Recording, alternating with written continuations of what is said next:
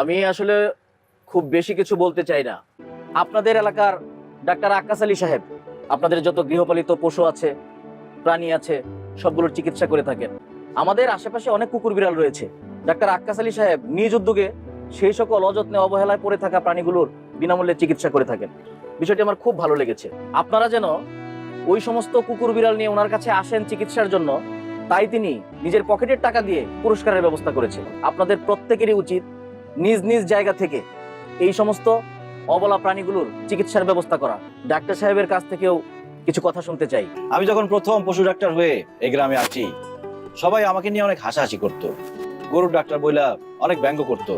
আল্লাহ আমাদের আশরাফুল মাখলুকাত হিসেবে সৃষ্টি করছেন। এই সকল প্রাণীর মধ্যে আমরা যে সেরা, আমাদের কিন্তু অনেক দায়িত্ব।